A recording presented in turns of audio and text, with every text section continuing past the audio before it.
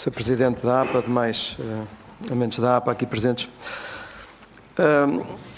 A política de resíduos e o problema dos resíduos é de facto uma questão, uma matéria séria, sensível, delicada, importante para qualquer país e delicada porque não há por parte das populações, nem tem de haver, um conhecimento muitas vezes técnico, científico, suficiente para se poder fazer, e muitas vezes não há também nos próprios políticos esse conhecimento para se poder fazer muitas vezes essa discussão com a seriedade que o tema merece.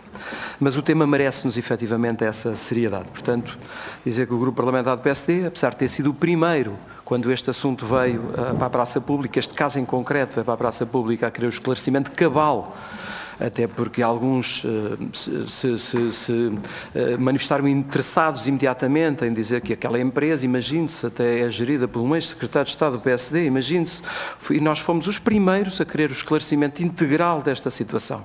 E, portanto, fomos os primeiros, ao contrário do que a Sra. Deputada Elisa Apolónia terá dito no plenário do projeto dos Verdes, o Grupo Parlamentar do PSD foi o primeiro a colocar um conjunto de questões e a querer vir discutida com a seriedade, mas o esclarecimento cabal desta mesma situação. E também, através do deputado Jorge Paulo Oliveira, a questionar o Sr. Ministro, que não fugiu à pergunta, no Orçamento de Estado, foi a oportunidade que tivemos, a exigir o esclarecimento e uma tomada de posição do Sr. Ministro em relação a esta mesma matéria. Portanto, isto foi um assunto desde o princípio que foi feito de alguns factos e de muitas insinuações. E no início muito mais insinuações do que de factos, e os factos vieram a revelar-se mais tarde. E, portanto, as perguntas, Sr. Presidente, que eu para já poderia pôr, muitas delas já respondeu, umas diretamente, outras indiretamente, mas eu vou fazê-lo novamente. É se foi efetivamente cumprida a legislação nacional e europeia em relação a esta matéria, qual é o procedimento normal no cumprimento da legislação. Há procedimento normal que tem a ver com a prática da entidade e com a articulação entre as diferentes entidades, sejam elas portuguesas ou estrangeiras. Portanto, qual é o procedimento normal relativamente a estes resíduos importados?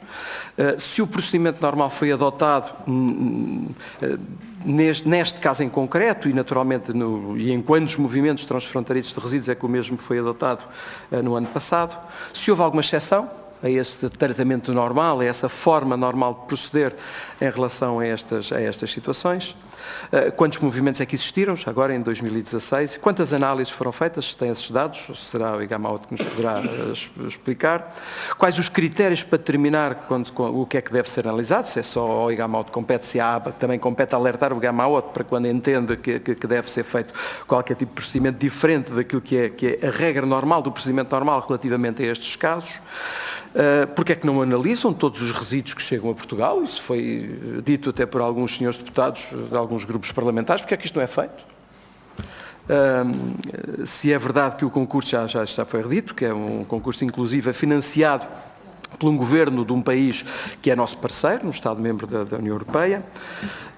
Já agora, uma coisa mais específica em relação ao Distrito de Setúbal, quantas instalações para tratamento ou valorização de resíduos existem no Distrito de Setúbal, se têm de cor esses números, quantas toneladas se nos pode dar esses dados, quantas toneladas é que vão também para aterro e quantas é que vão para a coincineração, portanto, qual é o destino final de muitas dessas toneladas a coincineração, para percebermos também aqui o que é que estamos a falar em termos da escala dos resíduos que entram em Portugal e o problema, para identificarmos o problema em si, porque eu acho que bem, já agora, para terminar, quantas dessas toneladas que vão para a coincineração, quantas é que são importadas e quantas é que são para resolver problemas nossos? Portanto, quantas é que são de resíduos efetivamente produzidos em Portugal e para o qual não haverá o destino que tenha de ser aquele. Porque na altura, os grandes defensores da coincineração, lembro perfeitamente dessa discussão, uma das coisas sérias é que nós temos muitos problemas, muitos passivos para resolver em Portugal, portanto precisamos mesmo da questão da coincineração para esse efeito, já agora perceber qual é a percentagem de importação e daquilo que é resolver a resolução dos problemas